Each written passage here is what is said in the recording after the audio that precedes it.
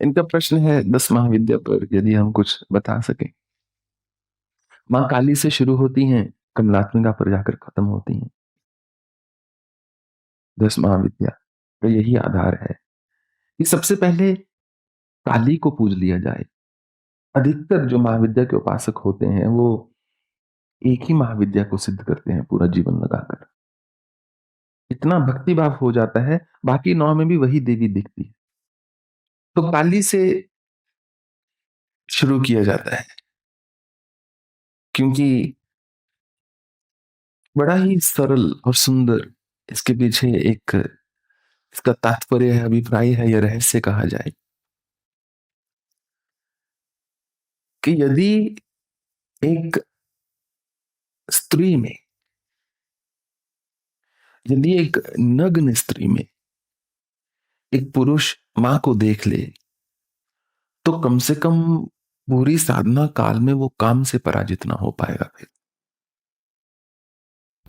और काम ही पुरुष की सबसे बड़ी कमजोरी होती है। सब कुछ जीत सकता है पुरुष, काम से ऊपर उठना बड़ा मुश्किल है। और मैं एक बात कहता हूं, है लगती थोड़ी व्यंग्यात्मक है परंतु है उसमें सत्य। पुरुष या काम के बारे में सोचता है या काम के बारे में। अगर वो काम में बिजी है तो बहुत अच्छा, काम में बिजी नहीं है तो दूसरे काम पर आ जाएगा। काम काम में ही वो इंग्लिश वाला काम होता है उसके लिए। तो काली पर शुरू कर दिया गया कि उस विभत्स, उस एक ऐसे स्वरूप में जिसको देखकर के मनुष्य का दिल दहल जाए, उसमें भी यदि मनुष्य अपनी मां देख सके, उसमें भी यदि मनुष्य एक देवी का दर्शन कर सके तो वो काम से ऊपर उठ गया, काम से परेशान नहीं होगा फिर वो। जो पुरुष काम से ना परेशान हो उसके जीवन की 99% समस्याएं खत्म।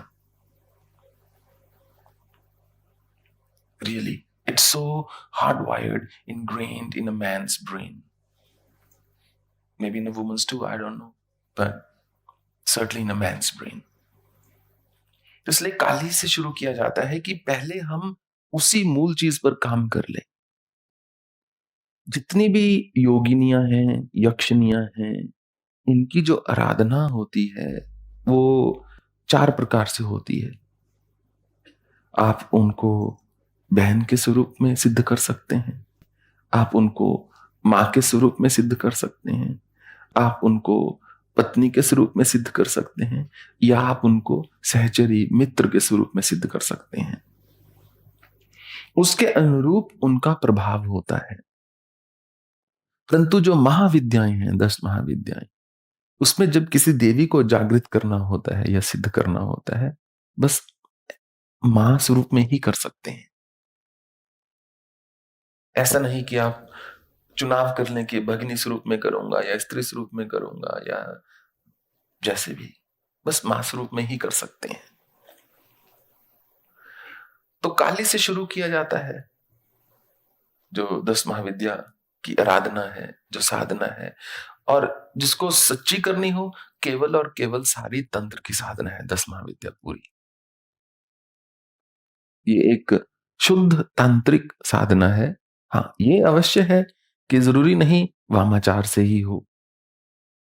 वामाचार अर्थात जिसमें आप पंचमकर का प्रयोग करेंगे। पंचमकर अर्थात मांस, मदिरा, मत्स्य, मैथुन इत्यादि मुद्रा, या दक्षिणाचार से हो सकती है। दक्षिणाचार में सारे शुद्ध तत्व यूज होंगे, प्रयोग में लाए जाएंगे। आप फूलों का प्रयोग कर लोगे, आप पानी फल अर्थात मूली उसका प्रयोग कर सकते हैं, आप मुद्राएं, बॉइल्ड ग्रेन्स उसका प्रयोग करेंगे, आप उड़द की दाल का प्रयोग करेंगे, इत्यादि इत्यादि। तो या फिर समयाचार, मिश्राचार, कौलाचार, या उनमें से कोई आचरण प्रयोग होगा। वो निर्भर करता है कि किस में आपकी दीक्षा हुई है। तो एक महाविद्या को सिद्ध करने में कई बार पूरा जीवन लग जाता है। रामकृष्ण परमहंस एक सुप्रसिद्ध विभूति हैं जो सबके दिमाग में आते हैं जैसे ही देवी का नाम आता है। तो उन्होंने पूरा जीवन लगाकर काली को ही सिद्ध किया। उसी भाव में फिर मनुष्य जीता है। उसी भाव में सबके लिए वो माँ हो जाता है या हो जाती है। माँ की एक यही इच्छा होती है कि मेरे सब बच्चे ठीक रहें, सब स्वस्थ रहें, सब खुश रहें, आपस में प्रेम से रहें, इनकी जो-जो इच्छा है, उचित इच्छा है वो पूरी होती रहे। काली के बाद चलते हुए फिर तारा की साधना की जाती है। तारा का स्वरूप भी उग्र है, परंतु वो माँ काली यदि एल्डरली हैं, थोड़ा मिडल एज्ड हैं, तो तारा थोड़ा यंग है, थोड़ी युवा है, यौवना है। कि जो स्त्री माँ स्वरूप ही थी, उसमें माँ को देख लिया, क्या जो उनसे थोड़ी ज़्यादा युवती हैं, उनमें माँ को देख सकता हूँ? फिर आगे चल के जो त्रिपुर भैरवी हैं, वो और भी युवा हैं। फिर मनुष्य चलता रहता है, जैसे त्रिपुर सुंदरी इत्यादि हैं या फिर बगलामुखी हैं, छिन्नमस्ता हैं, दुमावती हैं, भुवनेश्वरी हैं, कमलात्मिका आदि हैं। तो ऐसे ही ये फिर क्रम चलता है। परंतु एक क्रम एक जीवन काल में तो शायद ही कोई कर पाता है। मान लीजिए भुवनेश्वरी देवी का जो मंत्र है, उसको सिद्ध करने के लिए 32 लाख आपको मंत्र जपना है और कम से कम ऐसे 7 अनुष्ठान चाहिए होते हैं। पर ये है कि फिर वो जो व्यक्ति ऐसी इतनी महाविद्याएँ सिद्ध कर लेता है, उसके लिए अप्राप्य कुछ नहीं रह जाता और यही सबसे बड़ी एक विचित्र बात है। जब कुछ अप्राप्य ही नहीं तो वो उसको चाहिए ही क्या ना फिर?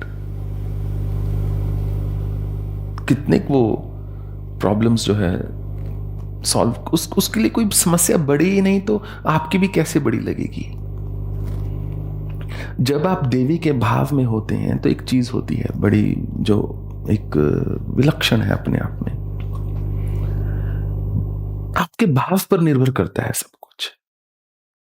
भाव में आप बैठे हो तो आप किसी को कुछ भी आशीष दे सकते हो, रंक को भी राजा बना सकते हो। जो भाव में नहीं हो, किसी का सर दर्द भी ठीक नहीं कर सकते। और उससे भी सुंदर बात, रहस्य की बात है ये। देवी को भाव में लाना भक्त के ऊपर होता है, देवी के ऊपर नहीं। वो भाव क्या आप उस सिद्ध में जागृत कर पाते हो या नहीं, ये पूर्णतः आपके हाथ में होता है। जो फ्रेंड बनकर आएगा, वो फ्रेंड बनकर ही लेगा। जो भक्त बनकर आएगा, उसको वैसी प्राप्ति होती है। इसीलिए तो सब लोगों के अनुभव अलग-अलग होते हैं। एक ही मंदिर हो, एक ही विग्रह हो या एक ही गुरु हो, सबके अलग-अलग अनुभव क्यों होते हैं? इसलिए नहीं कि सब अलग-अलग बने हैं या कहा जाए मात्र इसलिए नहीं कि सब अलग-अलग बने हैं। इसलिए कि वो किस भाव को लेकर आ रहे हैं। जितनी शुद्धता, सरलता होगी भाव में, जितना एक समर्पण होगा भाव में, उतना अधिक आप ग्रहण कर पाते हैं। और ये भी नहीं कि अगर आप 100 से मिले 100 को ही आप एक सा ही आशीष दे दोगे। किसी की होती है कर्म की पूंजी ऐसी कि वो अपना लेकर आते हैं, देखते ही भाव जागृत हो जाता है। आशीष निकलता है मन से, ठीक है, ऐसा हो जाए आपका। कई बार ये भी होता है कि हर मनुष्य तो यही सोचता है कि मेरी इच्छा पूरी होना ही मेरे सुख की कुंजी है, कि मेरी ये इच्छा है बस ये पूरी हो जाए एक बार, मैं फ्री हो जाऊं, फिर मैं या फ्री हो जाऊंगा या मेरे पास फिर अच्छे कर्म करने के लिए बहुत समय बचेगा। परंतु कई बार ऐसा सच नहीं होता। सबसे बड़ा श्राप कई बार आपकी इच्छा का पूरा होना ही होता है।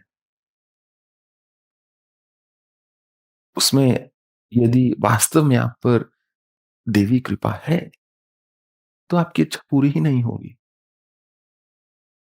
आप रोते रहेंगे, बिलखते रहेंगे, परंतु शायद कहीं न कहीं प्रकृति जानती है कि यदि इच्छा पूरी हो गई, उसके बाद क्या आने वाला है, उसको कौन जाने। तो जैसा कि देवी अपराध क्षमा स्तोत्र में है, "क्षुपाको जलपाको भवति मधुपाकोपमगिरा, निरातंको रंको विहरति चिरं कोटि न करे।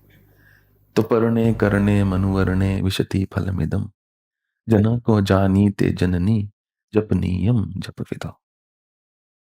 जो शवपाको है, जो फीका है, वो भी मधुर हो जाता है। जो कटु बोलता है, वो भी इतने मीठे शब्द बोलने शुरू कर देता है। जो मूढ़ है, वो भी महाज्ञानी हो जाता है। माँ, जो जिस पर तुम्हारी कृपा हो जाए, वो रंक भी राजा बनकर चीरकाल तक विचरण करता है।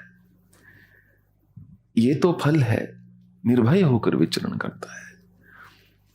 ये तो फल है, यदि आपके मंत्र का एक वर्ण भी किसी के कर्ण में पड़ जाए, किसी के कान में एक अक्षर भी आपके मंत्र का पड़ जाए, ये उसका फल है।